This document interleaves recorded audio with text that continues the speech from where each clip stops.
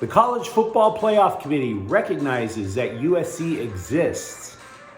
Polite talk is temporary, but Patrick Beverley keeping it real is forever. And Gareth Bale drops a very subtle suggestion that he's going to play for LAFC next year. Hi, I'm James. This is your daily dose of sports and snark for the greatest sports city in the world, Los Angeles. This is the faithful Angelenos Morning Report. It is November 30th, 2022. We have added a couple of new subscribers to the Angelino familia. I appreciate every last one of you getting in on the ground floor. And in the meantime, if you like the content we put out, clickety-clack the like button. Clickety-clack the subscribe button. There's a notifications bell. Hit that. It'll let you know when we drop new content. Sharing is caring. Let people know we exist. And by all means, comments.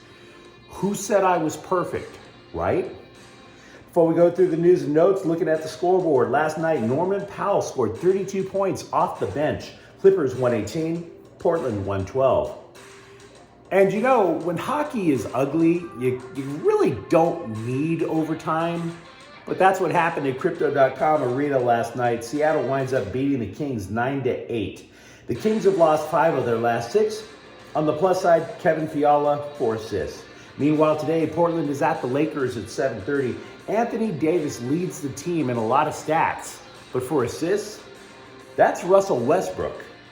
Off the bench, Russell Westbrook with 7.3 per game. Clippers at Utah is at 6. Despite lacking Kawhi Leonard and Paul George for stretches of the season, the Clippers are still 5th in the Western Conference, and USC basketball is at Cal at 7 p.m. I don't want to say the Trojans play small ball, but guard Drew Peterson leads them with 8.1 rebounds per game.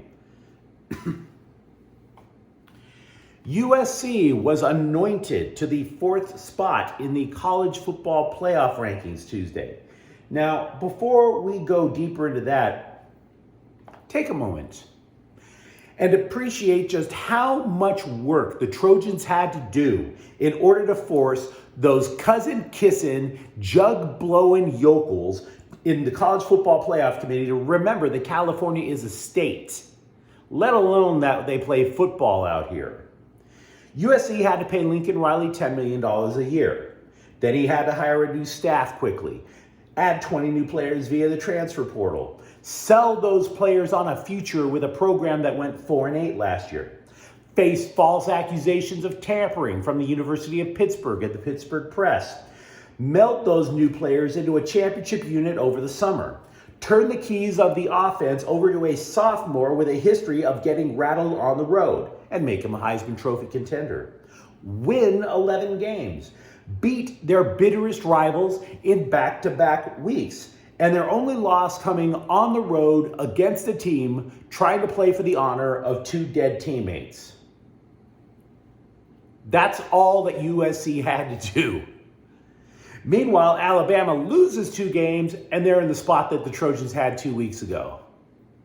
So, zero respect to the playoff committee, because you just know that those nincompoops, they're all going to be in the trailer park on Friday night, adjusting the rabbit ears on their analog 19-inch black and white TV on the porch while they're shooting possums, all sitting there praying that Utah upsets the Trojans so they can go to Walmart, cover their mouths with Walmart lipstick, and plant a nice big wet one on Nick Saban.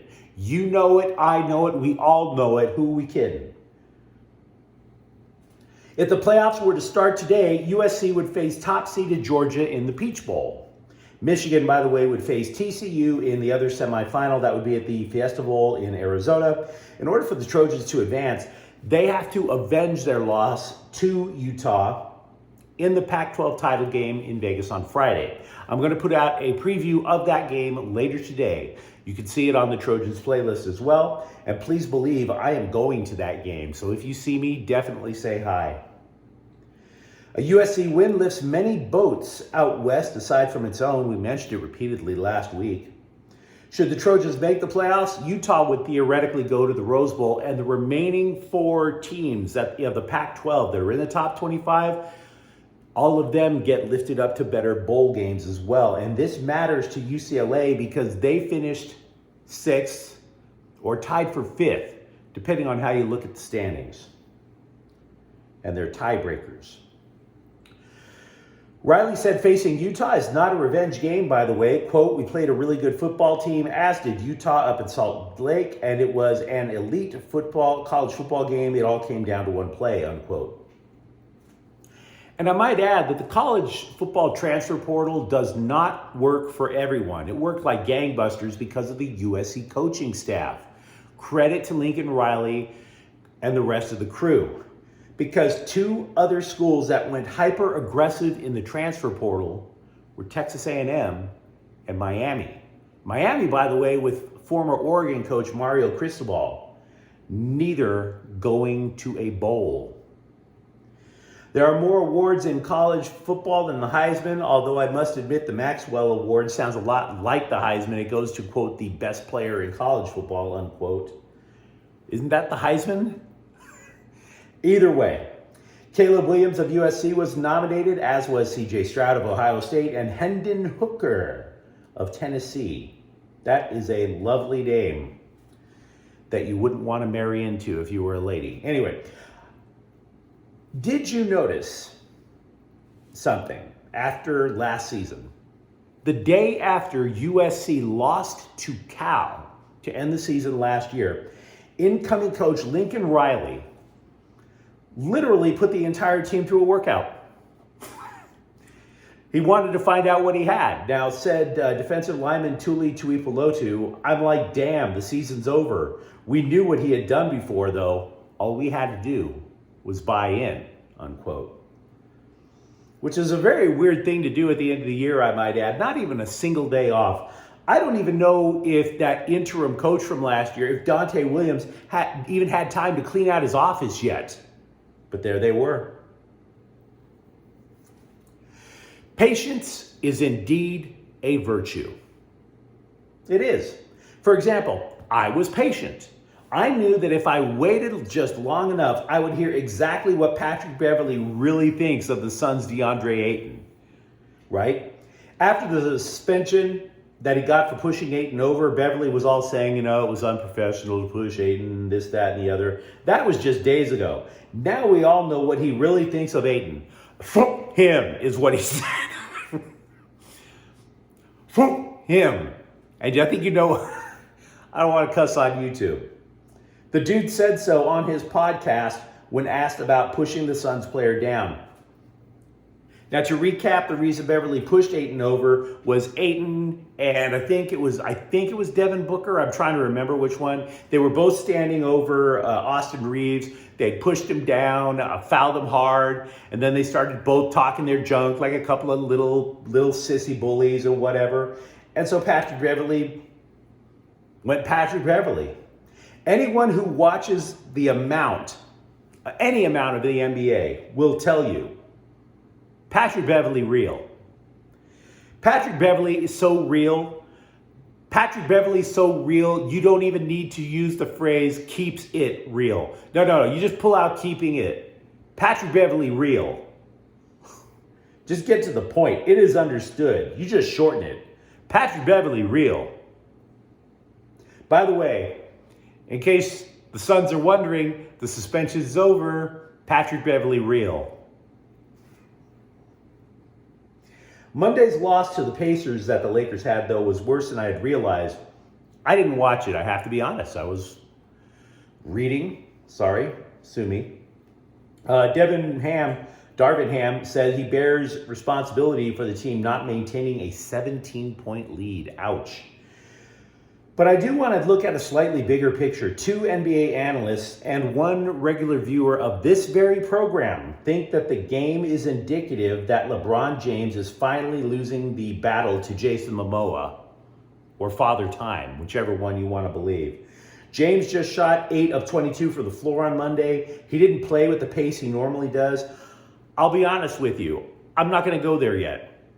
You guys may be right. But what I would say in response is he is still just kind of coming back from an injury, and it stands to reason that you can get winded when you're not in game shape. It is something that is definitely worth keeping your eye on. Absolutely admit that. I mean, Kareem's last year or two, the dude had trouble getting 10 points a game, and he was in the low post just doing sky hooks. So eventually, yeah, I get it. It could be decline, but we don't know that yet, or at least I don't want to concede that yet. Wales was eliminated from the World Cup yesterday as a result of Team USA winning.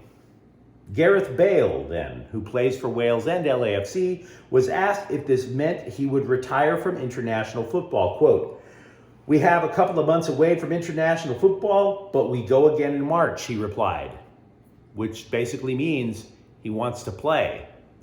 I bring this up because if you want to play internationally, it is to his benefit to continue to play club football. That would suggest to me that he's coming back to LAFC next season. Now, he didn't say LAFC, but he didn't say, yeah, I want to come back next year for my country, but I don't like to travel out in the United States. I want to play here. He didn't say any of that.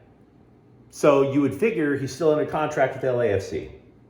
Now, I must say I am curious what the difference would have been in terms of game condition for the World Cup had he played full games with the black and gold. Here's what I mean. I understand that the black and gold won the MLS Cup. Can't take it away. Totally get it. Fair. All right? But he barely played. We all have to concede that. He played just 370 minutes with LAFC over 13 games. That is an average of 28 minutes per game. Bale then goes to the World Cup, plays 225 minutes in 3 games. 370 minutes to 225 in 3 games. I am a man of many, many interests. One of them is illustrating how sports writers have no idea what the hell they're talking about. I have many hobbies. There's weightlifting, writing novels, volunteering. Sports writers are idiots. All 4 of them, just many on the list. Yesterday, on the erase board of, quote, players the Dodgers are allegedly interested in, unquote, that list grew to 25 names. 25 players sports writers just knew the Dodgers were going to go for, right? So LA goes out and adds a player, and I'm like, ooh, which one did they add from the list? None. They added a reliever, Shelby Miller, not on the list at all. Basically, he's going to be a project for the coaches. He pitched last year for San Francisco. But that just goes to show you, all those players' names on that list, wrong. They're not interested in all 25. They have their own minds, guys. Maybe you should stop listening to agents. CBSSports.com built a case as to why the Dodgers should go after Aaron Judge, by the way. Among the points it made, Judge fits in with LA's need for versatility. He plays multiple outfield positions. He could say fill Cody Bellinger's spot in the center, or if Mookie Betts plays center, you drop Judge in the right. If they do sign him, all of a sudden, the Dodgers have another number 3 hitter in the lineup. Now, it's way too early to set the lineup in stone. The idea would probably be to have Betts lead off, followed by last year's number 3, Freddie Freeman, moving him up to 2, and then throwing Judge in number 3. Other reasons to go after Judge, it keeps the Giants from signing him, but also the simplest reason, because they can. Estimates of the current Dodgers payroll hover as low as $140 million next year. Now, to you and me, that's still jaw-dropping. But the Dodgers payroll last year was $280 million. I mentioned in the Rams preview last week that with all the injuries the team had, not to mention a losing streak that has now reached 5 games, now would be a good time to see what you have in those late round picks. Considering Kyron Williams maybe dislodging Cam Akers at running back, Sean McVay said yesterday it's something the Rams have to be mindful of. Wide receiver could be another place to look. Last week, Tutu Atwell doubled his career reception total from 2 to 4. There's Ben Skowronek, who's been versatile, even lining up at fullback. And then you're asking about Jacob Harris or kick returner Brandon Powell. Now, to be honest with you, I'm more curious about running back, but I wanted to add wide receiver. You figure when the Rams are healthy at wide receiver, they're going to have Cooper Kupp, Allen Robinson, and Van Jefferson. So you're still looking at who's going to be the 4. The Bolts weekend 14 game against Miami, not this weekend. This weekend, the Bolts are in Vegas. The Chargers have been flexed up to the Sunday night game, so keep that bad boy in mind when you're looking across your TV channels next week. Now, if you enjoyed all this coverage, feel free to leave a comment. We talked about an absolute ton this morning. From the Lakers, definitely a lot of USC conversation. And don't forget to subscribe to the channel. We talk about LA sports every single day here. Thank you for watching. I'm James. We'll be back tomorrow. And we'll also be back later today with the USC preview. Faithful Angelenos is a Kian Corte El Queso production. Take care.